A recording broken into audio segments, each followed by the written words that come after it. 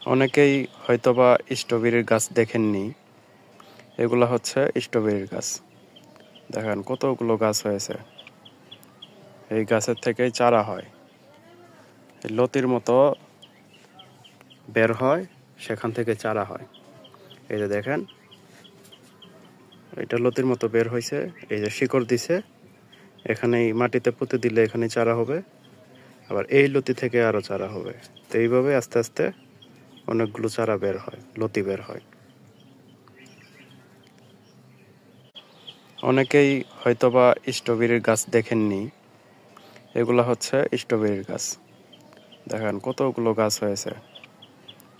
এই গাছের থেকেই চারা হয়, এই লতির মতো বের হয়, সেখান থেকে চারা হয়। এই যে দেখেন, এটা লতির মতো বের হয়েছে, এই যে শিকড় দিছে, এখানেই মাটিতে পুঁতে দিলে এখানে চারা হবে, আবার এই লতি থেকে আরো চারা হবে। তো এইভাবে আস্তে আস্তে অনেকগুলো চারা বের হয়, লতি বের হয়।